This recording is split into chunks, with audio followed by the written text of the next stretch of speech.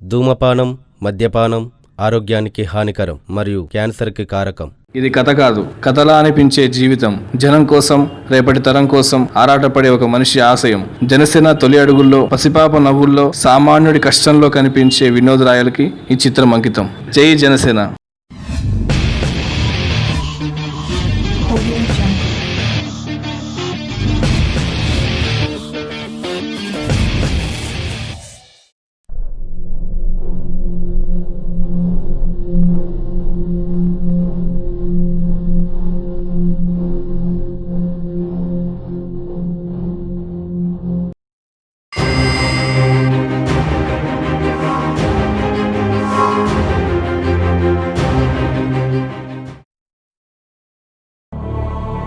చూడెంగట్రావు, ముందు కవులైతేనే పొలంలో దిగు.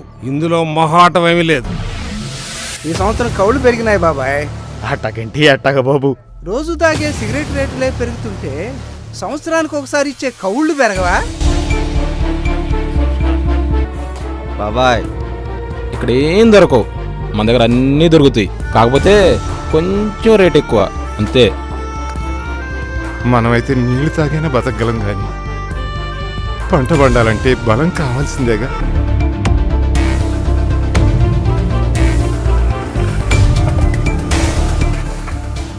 ఏంటి నాన్న ఈ పని? నీవిలా చేస్తే మేమేమైపోవాలి? ఏం చెయ్యనమ్మా, ఈ దేశంలో రైతునైనందుకు ఇంతకన్నా గొప్పగా ఏముంటుందమ్మా మన బ్రతుకులు.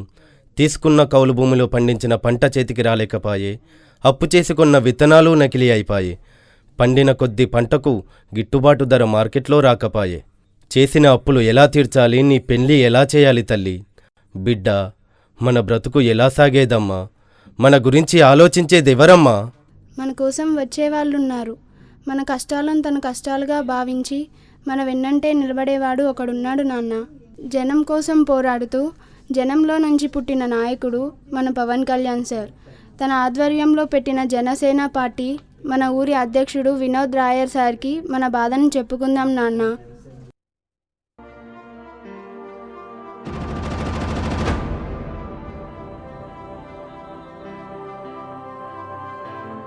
దండాలయ్యా, నేను మహమ్మద్పట్నంలో రైతునయ్యా.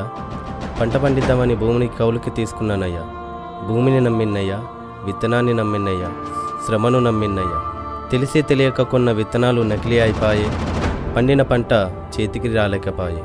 భూమికి నీరు లేక కాలంతో కలిసొచ్చే నీటితో కొద్దిపాటి పండించిన పంటలకు గిట్టుబాటు ధర లేదయ్యా. మాకు ఈ కష్టాలు ఎన్నాళ్ళు? మా రైతులకు పురుగుల మందే పెరుగన్నమయ్యిందయ్యా. ఒకసారి మా ఊరికొచ్చి మా రైతుల బాధలను చూడండి అయ్యా. తప్పకుండా, మీరేం బాధపడకండి, నేను బయలుదేరుతున్నా. ఇల్లేమో దూరం, అసలే చీకటి గాఢాంధకారం, చేతిలో దీపం లేదు, కానీ గుండెల నిండా ధైర్యం ఉంది.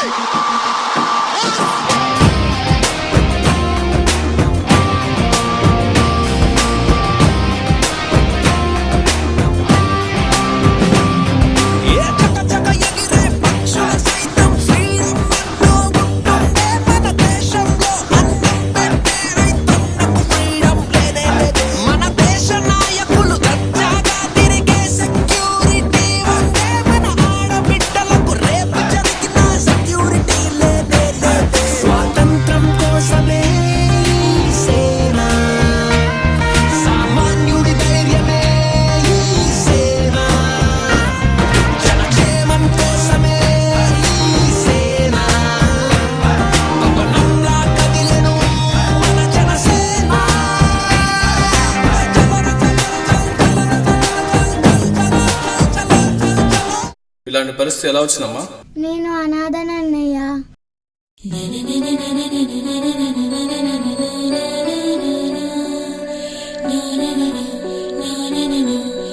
ఎవరమ్మా? లోపలికి రా. నాకు అమ్మ నాన్న అని ఎవరు లేరు. ఏదైనా పని ఉంటే ఇప్పియండమ్మా. ఏ పనైనా చేస్తావా? అన్ని పనులు చేస్తా.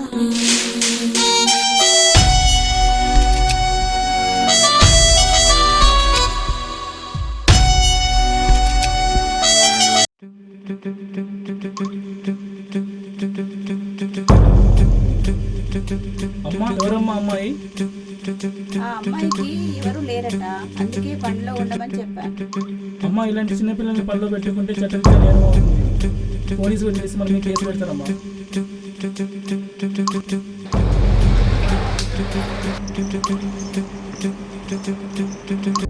చదివిపిస్తా, చదువుకుంటావా? చదువుకుంటా అన్నయ్య.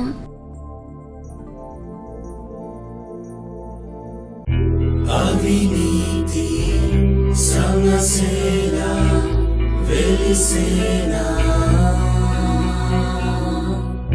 నీ సేన నా సేన మన సేన.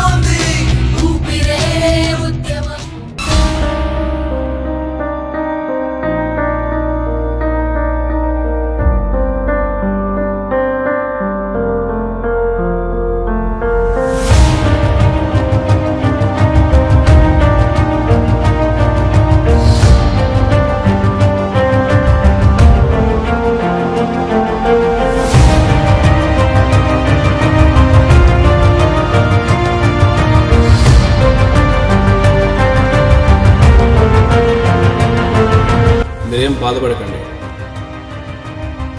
మీకోసం జనసేన ఉంది. నీతి తప్పని నవసేన ఈ జనసేన, మాట తప్పని మనసేన ఇది సామాన్యుడి సేన.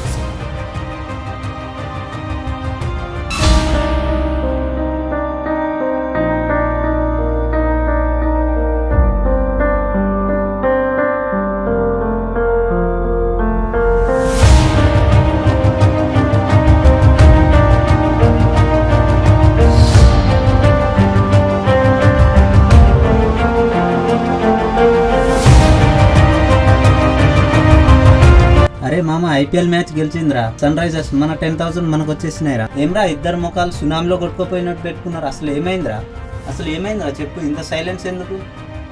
నేను నమ్ముకున్న అమ్మాయి నాకు హ్యాండ్ ఇచ్చింది మామ.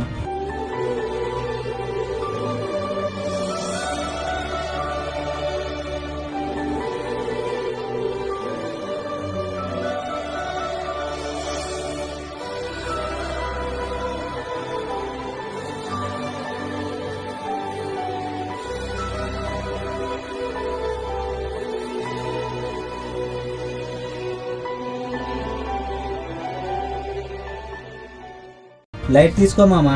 అసలు ఏమైందిరా చెప్పు, ఇంత సైలెన్స్ ఎందుకు? ఏమీ లేదురా, 3 రోజుల క్రితం ఒక అమ్మాయి పని కోసం వచ్చిందిరా. అమ్మని అడిగా ఆ అమ్మాయి ఎవరని.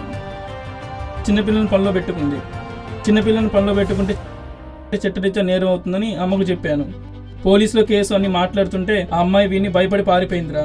ఆమె తీసుకొచ్చిన కవర్ను కూడా ఇంట్లోనే వదిలేసింది. వాళ్ళని చదువుకొని వాళ్ళమ్మ, ఆ అమ్మాయిని మనమే పెంచుకొని చదివిద్దామమ్మా. సరే నాన్న, నీ ఇష్టం. నీ మాట ఎప్పుడైనా కాదన్నానా, మనమే ఉంచుకొని చదివిద్దాం.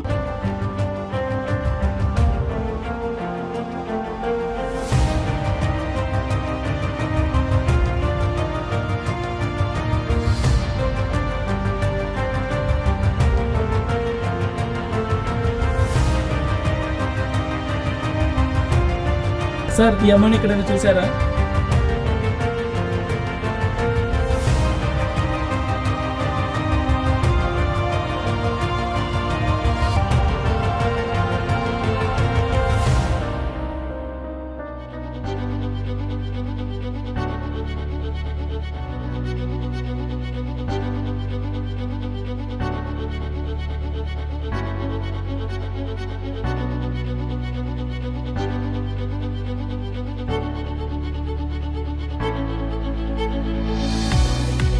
అరే, ఈ అమ్మాయిని నేను మహమూద్పట్నం కస్తూర్బా హాస్టల్లో చూశాను రా. సేమ్ ఇదే అమ్మాయిరా. ఇక్కడ నుంచి ఎంత దూరంలో ఉంటుందిరా హాస్టల్? 120 కిలోమీటర్స్ ఉంటుందిరా. సరే, ఓకేరా.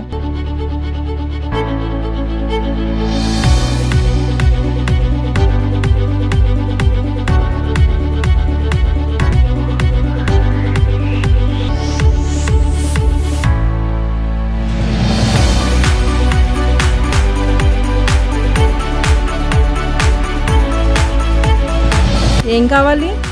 ఆ అమ్మాయి ఇక్కడికి ఎలా వచ్చింది? తను జనసేన లీడర్ అట వినోద్ రాయల్ ఇక్కడికి తీసుకొచ్చి జాయిన్ చేశారు. తను అనాథట. పెరిగి పెద్ద అయ్యేంత వరకు తన పూర్తి బాధ్యత తందేనని చెప్పి ఇక్కడ స్కూల్లో జాయిన్ చేసి వెళ్ళారు. ఇప్పుడు చాలా హ్యాపీగా ఉంది నాకు ఆ అమ్మాయిని చూశాక. నేను చేద్దాం అనుకున్న పనిని వినోద్ రాయల్ అనేది చేసినందుకు నాకు చాలా ఆనందంగా ఉంది. రైతుల సమస్యలపై స్పందించనున్న జనసేన లీడర్ మరికొద్ది నిమిషాల్లో మీడియా ముందుకు రానున్న వినోద్ రాయల్. అరే చెప్పా కదరా అమ్మాయిని కారులో తీసుకెళ్లాడని. జనసేన లీడర్ అతనేరా. అందరికీ నా హృదయపూర్వక నమస్కారాలు. ఈ ప్రభుత్వాలకు రైతులపై ఎందుకింత వివక్ష? వాళ్ళేం తప్పు చేశారు? ఆకలితో ఉన్న వారికి అన్నం పెట్టి తప్పు చేశారా? నీవు పుట్టింది అమ్మ కడుపులోంచే, రైతు పుట్టింది అమ్మ కడుపులోంచే. మరి అన్నం పెట్టే అమ్మనేమో ఆదరిస్తారు, అదే అన్నం పెట్టే రైతునేమో చీదరిస్తారు. ఎందుకు? ఈరోజు ఈ దేశానికి రైతే రాజు, దేశానికి రైతే వెన్నెముక అనే మాటలు కేవలం ఒక నిర్వచనంలా మిగిలిపోతున్నాయి. మీరు రైతుల బాధలు చూశారా? నేను చూశాను. మహమూద్ పట్నం గ్రామంలో రైతులు నకిలీ విత్తనాలతో పండిన పంటలకు గిట్టుబాటు ధర లేక ఎంత అప్పులతో బాధపడుతున్నారో మీకు తెలుసా? దేశంలో ఇంకా ఎంతమంది రైతులు ఎన్ని కష్టాలు పడుతున్నారో మీరు చూస్తున్నారా?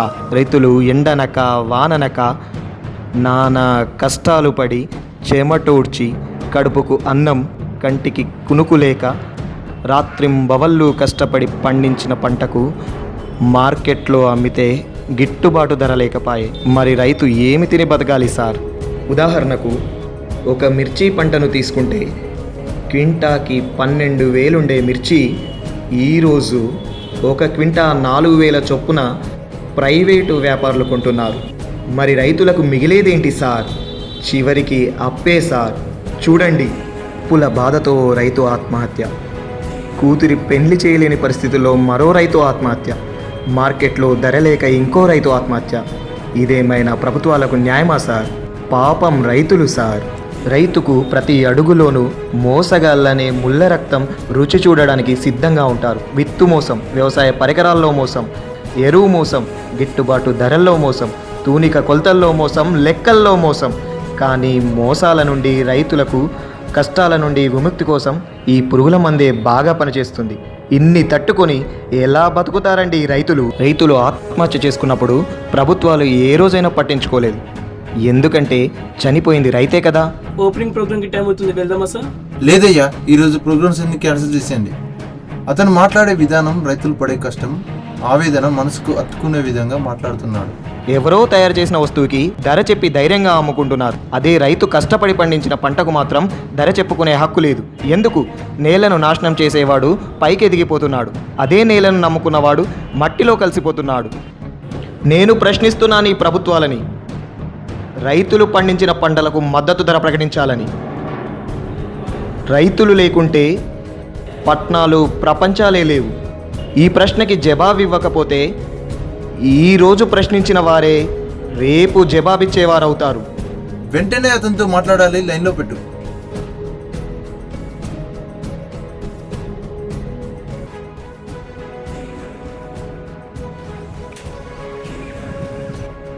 సార్ చెప్పండి సార్. నేను మీ నియోజకవర్గ ఎమ్మెల్యేని మాట్లాడుతున్నా. ఇప్పటి వరకు నువ్వు మాట్లాడిందంతా లైవ్లో చూసా. నేను కూడా ఒక రైతు బిడ్డను. రైతు పండించే పంట చేతికి రాకుంటే వాళ్ళు పడే కష్టాలు, బాధ, ఆవేదన నాకేంటో తెలుసు. ఇన్నాళ్ళకు ఒక రైతు ధైర్యంగా ముందుకు వచ్చి తనకు వచ్చిన కష్టాన్ని ఎదుర్కొనే శక్తి, ధైర్యంలో ఉన్న రైతుని నీలో చూస్తున్నా. నేను కూడా ఈ సమస్యకు పరిష్కారంగా ప్రభుత్వంతో మాట్లాడి రైతుకు న్యాయం జరిగేలా చూస్తా. సార్, ఈ సమస్య మీది నాది కాదు సార్, ఈ దేశ భవిష్యత్తుని మార్చే రైతుది. Thank you sir. జై హింద్, జై జనసేన.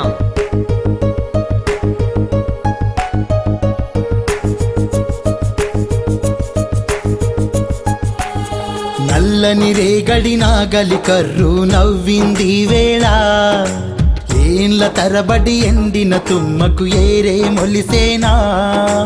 నల్లని రేగడి నాగలి కర్రు నవ్వింది వేళ, ఏండ్ల తరబడి ఎండిన తుమ్మకు ఏరే మొలిసేనా.